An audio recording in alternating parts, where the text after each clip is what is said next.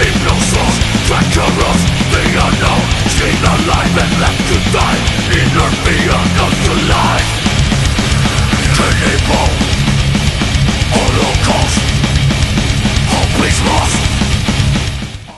Jimmy Black with Music on 11. I'm here with Max Cavalera of Soulfly. Welcome back to Oklahoma City. This is a third time in about a year or so, huh? Yeah. Being over here at the Chameleon room. Yeah, we love it here. Keep coming back. So you have been very, very busy. The last time I was here, we talked about the new album, which is Savages. That hadn't quite been released yet, and it was probably about a month out, and it's been out for about, what, a year now? October is going to be a year. October's going to be a year. Yeah. Amazing album. It's very, very diverse, and I will have to say it's probably my favorite Soulfly album. Right on. What is your favorite song from that to perform live? We've been doing Master Savagery, and it's really cool because we put a little piece of Master Puppets in it. You know, Oh, that's so, awesome. Yeah, You guys going to do that tonight? Yeah. Sweet. So it's just a teaser, man. It's just like 20 seconds of Master Puppets inside Master Savagery, you know. Just one of those little jam sessions that you do that just makes something more fun. It's more fun for us and it's fun for the crowd too, you know. My favorite song on the album kind of jumps around depending on when I'm listening to it. Right now, I'm really digging Ayatollah Rock and Rolla. Yeah. Which what's the story behind that? What made We the haven't lyrics? really done that live. We're kind of waiting for new. That one has got to be. You kind of need new for. I mean, I could probably do it, my version of it, but I think it'd be better to wait for whenever we jam with new, you know. I wrote the song with him in mind, you know, because the first riff was called the clutch riff. That's what we had, and started the song, and the name comes from Mad Max, the second Mad Max.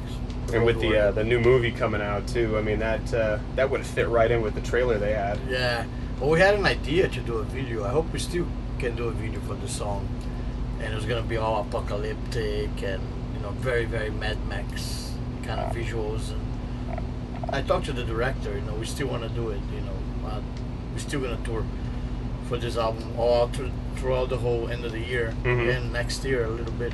You know, I don't start working on New Soulfly till probably not till maybe middle of next year. You know, so we still got quite a bit of touring to do for Savages. Oh, absolutely. I mean, there are so many great songs on that album. It hasn't left my car since. Yeah, I like Fallen too, the one with Jamie from I Declare War.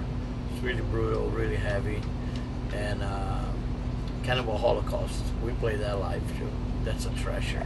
Now, that's a trash song. Oh, it's great. I mean, that it just, like you just said, it's just pure thrash. That's track number 2 on the album, and it just goes right in. It just kicks you right in the teeth. Yeah, right after Bloodshed. We play Bloodshed too, which is cool. It's like a really cool, like that song reminds me of Black Sabbath for some reason. I don't know why.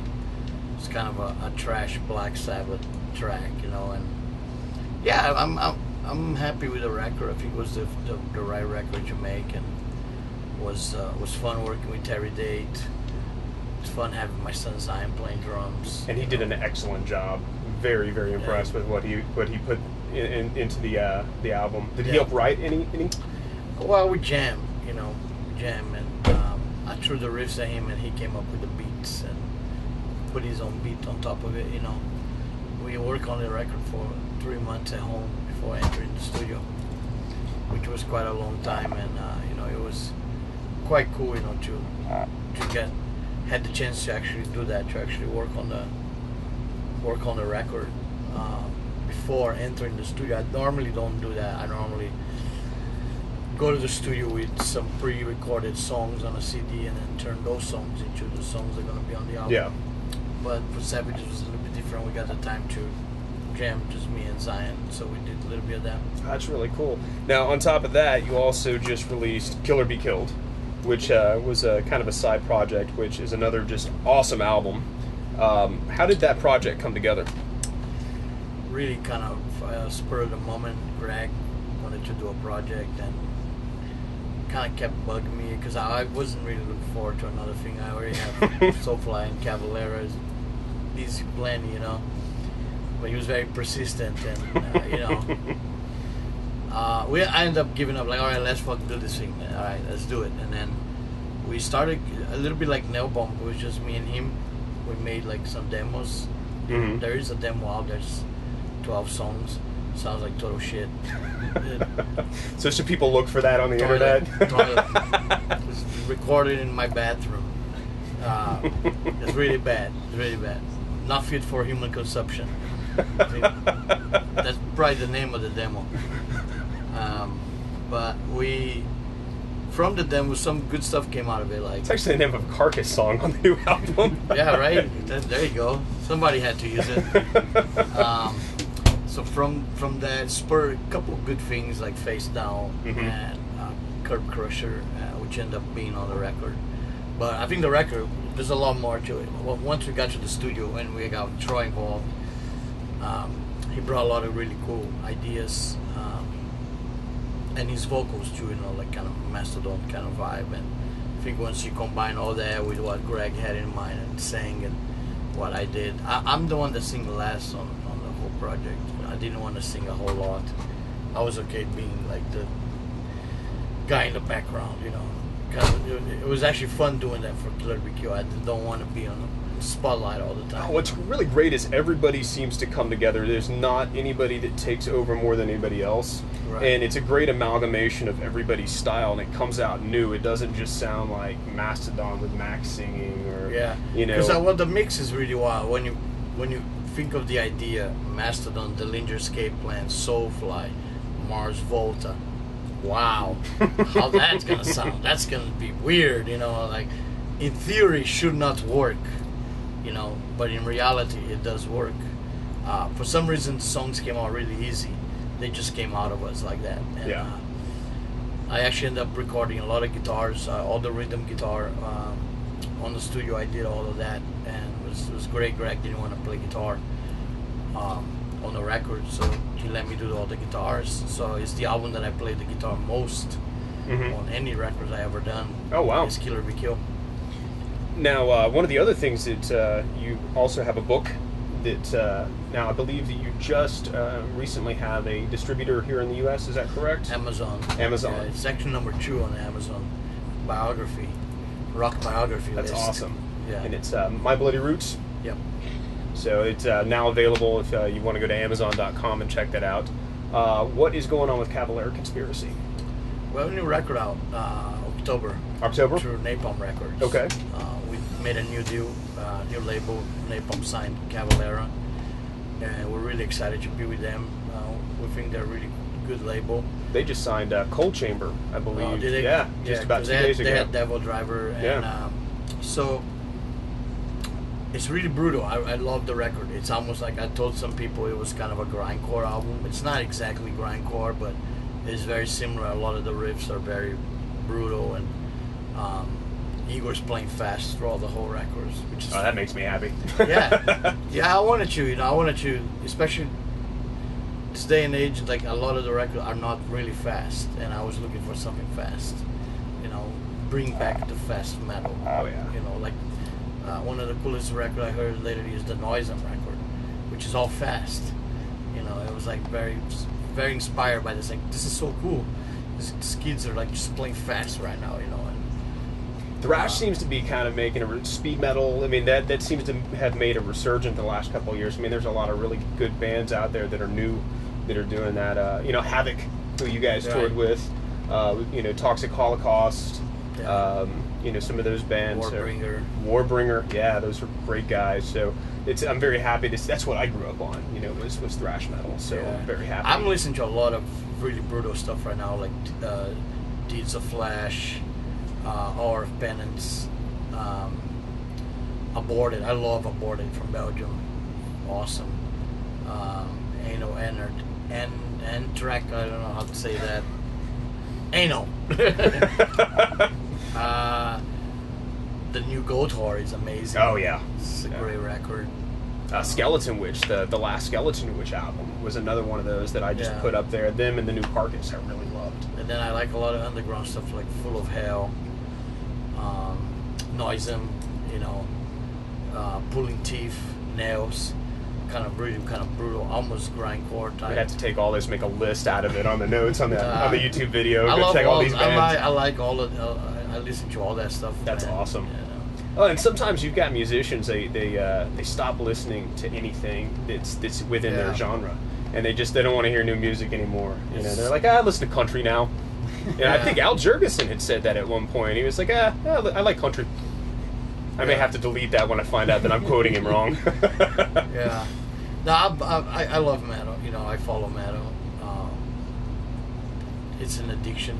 Yeah, it is. It definitely is. Yeah, you know, you can't get rid of it. I don't want to get rid of it. I don't want to grow up.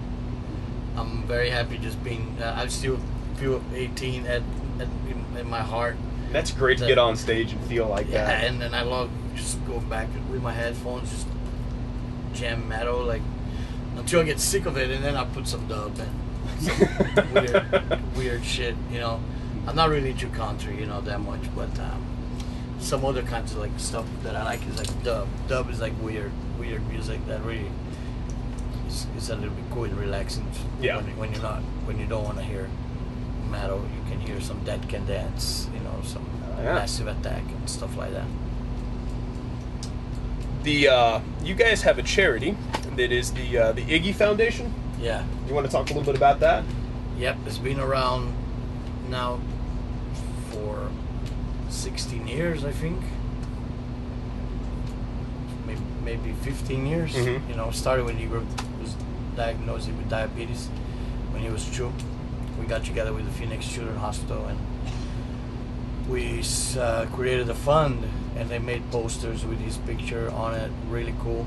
And we already donated a lot of money and bought a lot of equipment for families that cannot afford diabetes equipment to help with, you know, families that has diabetes, people with diabetes. And it's really cool. Like every Dana show, they get $1 out of the ticket, goes to them. Oh, that's great. You know, I do sometimes visits at the hospital when I go there and talk to them.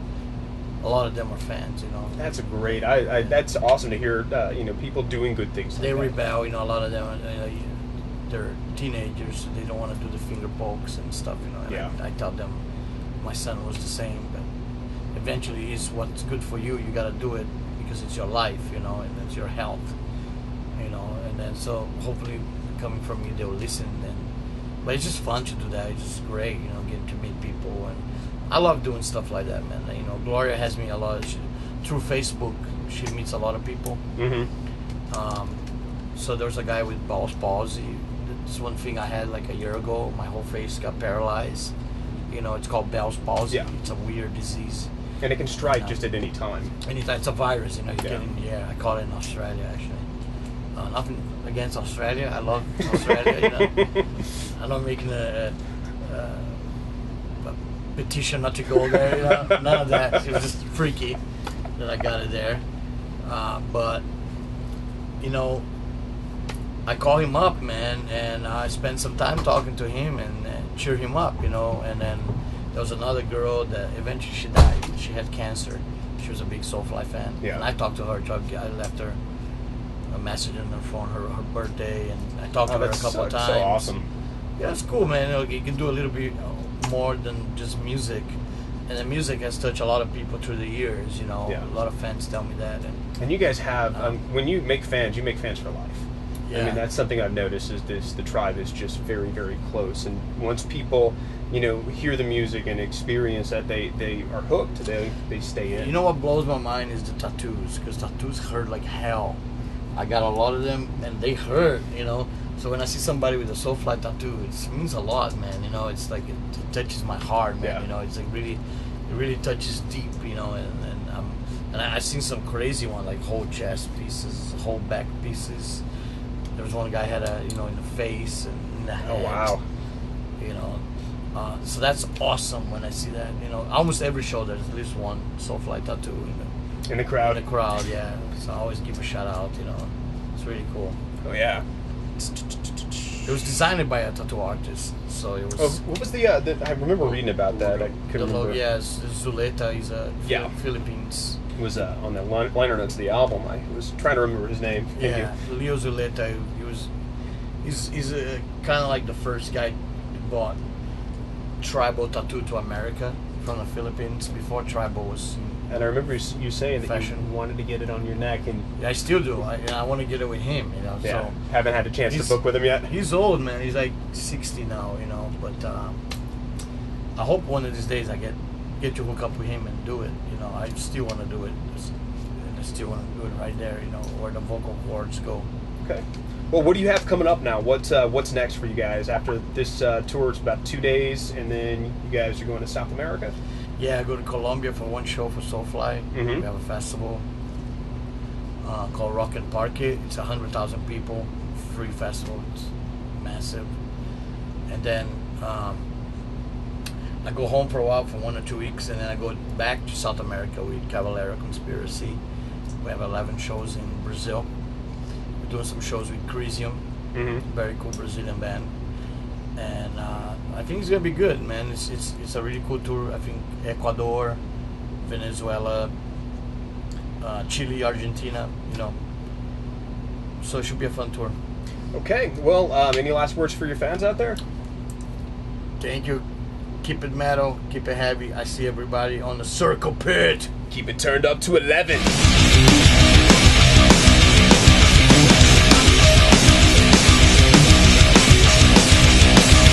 Fear the lolly.